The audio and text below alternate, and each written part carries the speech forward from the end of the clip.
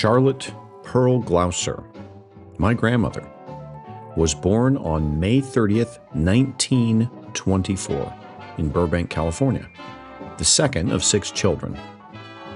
She was the daughter of Charles Hartman Hanawalt, born May 9th, 1884 in Johnstown, Pennsylvania, and Laura Bell Webster, born October 14th, 1893, Barrington, Illinois. Charlotte grew up in Saugus, California, which is near Santa Clarita today, where her family had a homestead. She met Jess Glouser, her eventual husband, and my grandfather, whose family lived nearby, in elementary school in a one-room schoolhouse at Agua Dulce. Now this is me as a teenager sometime in the 90s, and here's Jess and Char at my little sister Tiffany's second birthday party. Now, right around that time, I took some video of Grandma and Grandpa with the old family VHS recorder, reminiscing on their lives together.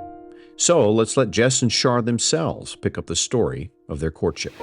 I was about 27 at the time, and the folks, we'd always lived in an old house. So when I got back there, I had a little extra money, and we started to remodel the house. We took the roof off, and so we just covered everything up with tarpaulins and hoped it didn't rain.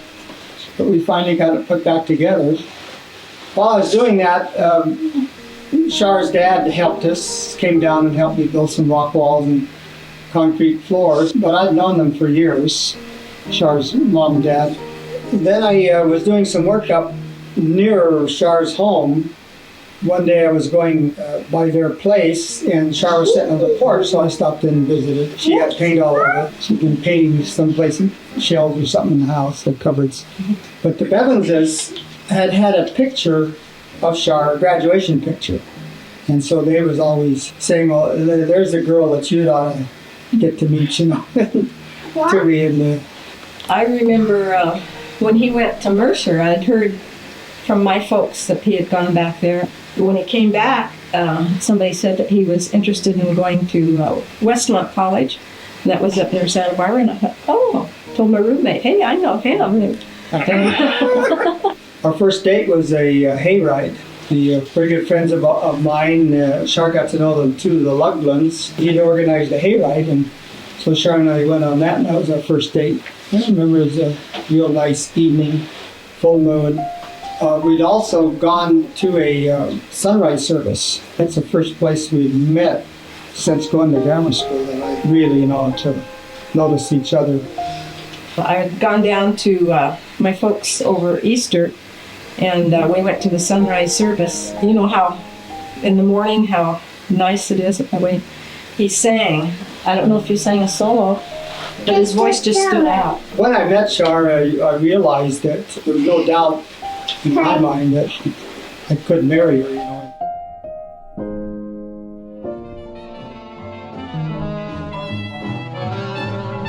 And so that's the story of how they met and first noticed each other.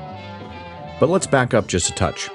During her high school years, Charlotte and her older sister Genevieve lived with her Aunt Luella and Uncle Joe in Laverne, California, to attend Bonita High School and graduated in the class of 1942. She then attended Pomona Junior College and graduated with her 2-year degree in 1944, and finally moving to Santa Barbara to finish up her bachelor's degree at California State University, Santa Barbara, where she received an A.B. in home economics in 1946. But after Char and I met, she was working in Santa Barbara at the time, and so we started going together, and I'd go to Santa Barbara one week, and then she'd come home the next. I had my own car. It was a Willys, 37 Willys. All the windows were broken out, the lights were in line, so I'd use my dad's car, and I wore his car out driving to Santa Barbara. He never said anything to me. He just said, take it, Then when Char and I got married, we'd spent some time while I was in Santa Barbara putting a headliner in it, and we used plastic. And we got it stretched nice and tight, and then when it got hot, it just all drooped down and hit you in the head, So it wasn't too good a product for a top of a car. That's right. Jess used to come to Santa Barbara when we played tennis some.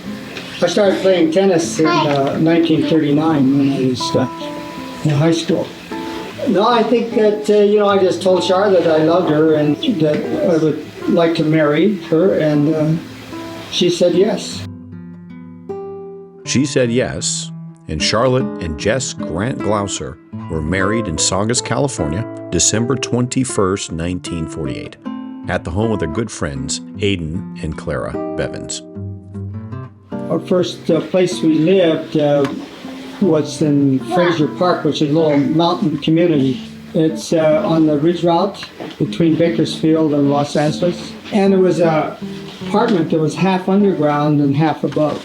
Didn't have any heater. It had a range, nice little range. So winter was pretty severe. Then we moved into Lancaster and rented an apartment there for the summer.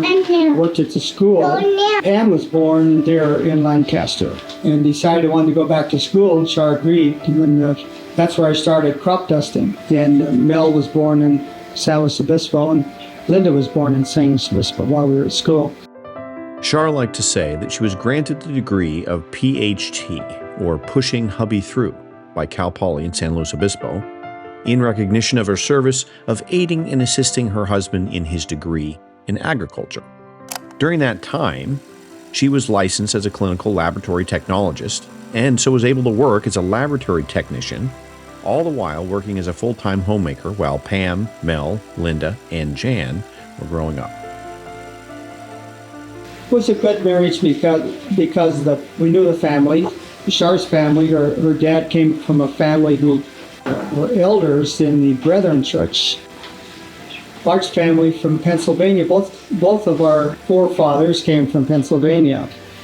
They came over from Germany, originally, but settled in Pennsylvania.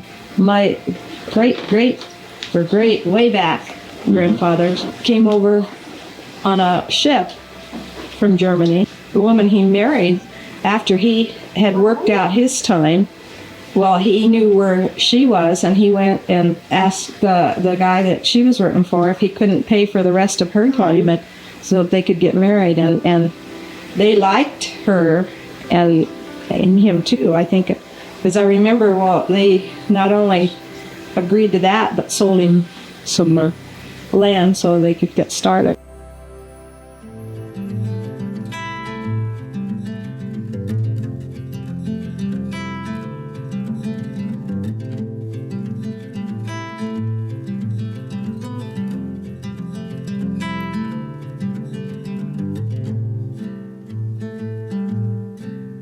After Cal Poly, Charlotte lived an active and full life with her husband and children in Central and Southern California, while the children were young, eventually moving to Bishop, California in 1969, where Jess got an opportunity to work for the Soil Conservation Service, working with farmers in the Owens Valley. There, they lived the life of their dreams. In the idyllic setting and beautiful mountains surrounding the Owens Valley, Char and Jess were staples of the community.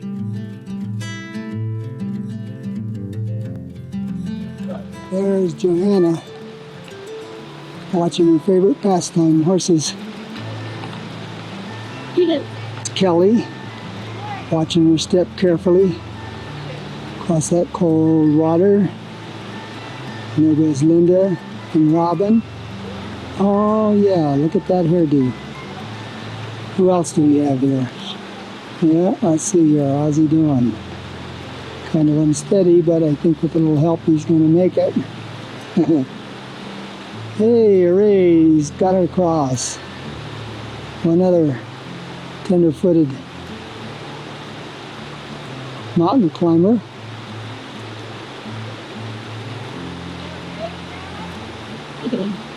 And all that because look what's ahead.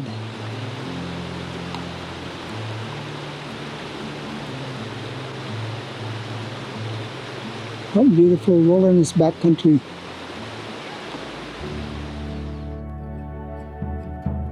My memory of those years include family camping trips and fishing excursions, tennis tournaments and moonlight cross-country skiing outings.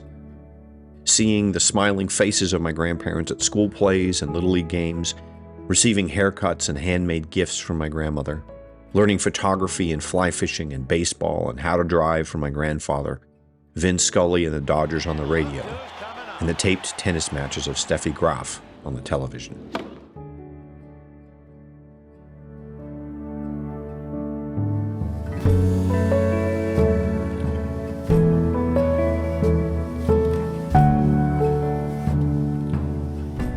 The garden in the backyard was full of treats and delights. Strawberries and raspberries and blackberries, peach trees and apple trees. The warm and inviting kitchen was full of rhubarb pies and homemade ice cream. Her passions included sewing, knitting with the knitting machine, painting, crafting, gardening, cross-country skiing, tennis, walking, hospitality, and church involvement.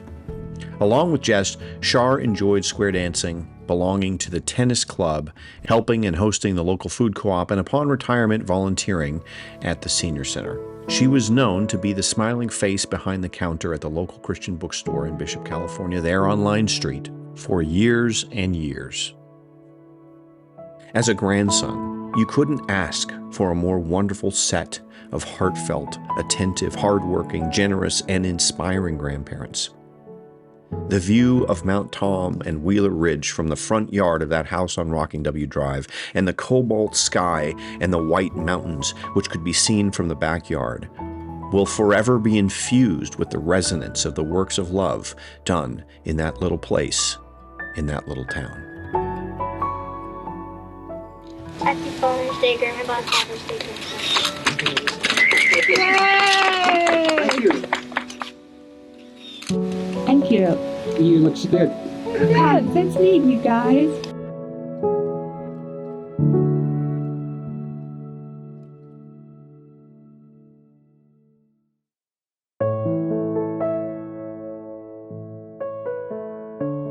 In 2007, after more than 30 years in that house on Rocking W, it became apparent that Jess and Char would need to live with family for health reasons. And so, with heavy hearts, yet full of grace and gratitude, they reluctantly closed the chapter of their life in Bishop, California, and left their beloved home in order to move to Durango, Colorado to live with their daughter Linda and her husband on their ranch in Long Valley. In aging, there are incremental losses, first small and then bigger as the process moves forward. Yet while certain chapters that are endearing come to a close, Jess and Char met each new chapter with joy and gratitude. Here's I wanted to say thank you guys. All right, wait a minute, Char. Henry wants to say goodnight to us. Oh, are you going night-night? Good night. Can you give her a little hug? Yeah. That was nice. No more golf cart. Can you say goodnight to Grandpa? Good night. See you in the morning. Sleep tight. Can you say something? Well, you don't. She's not going to bed yet. Yeah. All right. But you knew what he did. Yeah, I know. All right. It's time to head to bed. Let's go. In 2012, they moved to Spokane, Washington to live with their daughter, Pam, and her family, where Jess promptly became a regionally famous pickleball player, impressing young and old with his ability to play well into his 90s. While Char continuously and consistently found things to observe, marvel at, and share with anyone around her, whether that be the squirrels in the backyard, the flocks of quail that would be known to flutter through the area, or the puzzles and games that always seemed to be going on around the table.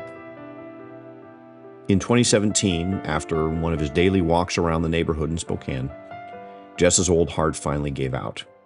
After 2 open heart surgeries and 2 replacement heart valves, his ticker, it would seem, had lasted far beyond its warranty. He was 96 years old. Another chapter thus came to a close for Charlotte, and another successive loss experienced, and I'm sure at that moment that the house back in Bishop on Rocking W Drive and the view of the snow-capped mountains seemed far, far away. And yet, Like always, Charlotte maintained an air of grace and gratitude through all the losses: loss of independence and relationships, loss of mobility and motor skills, and now this, another loss, another chapter. During this final chapter, she was able to spend time soaking up and appreciating the energy of youth found in her grandchildren, Henry, Sophie, Roy, and Mary, the children of my brother, Aaron, frequent visitors to the house in Spokane, and consistently maintaining a perennial, cheery attitude in spite of the frustrations brought about with health concerns. All the while, lovingly cared for by her daughter, Pam, my mother. For me? For you. These are tulips. They brought you the tulips. And cosmos. Oh, and what kind of a Oh, is that plant a cosmos? Yeah. Oh, neat. It takes many special qualities to make a mom like you. A mom who's loved so very much, and each day the whole year through. The lessons you taught, the love you share, the mom you are. So many reasons to love you, so many reasons to celebrate you today. Oh, Happy birthday. thank you. Okay. Hey, Roy, how old is your great-grandmother today? 99 years old. 99 years old. You can also take a look at that. That's the oldest in her family, I think, right? Right? She's the oldest that we know of. Yeah. Oldest ever in history, I think. And finally, Charlotte Pearl Glouser passed away peacefully in her bed at the age of 99 on 8:50 a.m., October 24th, 2024, my birthday. Charlotte was loved and appreciated by everyone who got to know her, from the beginning of her life all the way through the end. Charlotte was surrounded by friends and family who loved her, family who visited her, family who moved to be near her and help care for her, along with new friends, neighbors, therapists, caregivers, doctors, hospice aides, and nurses. Charlotte will be remembered as a devoted and loving wife, mother, grandmother, neighbor, and friend.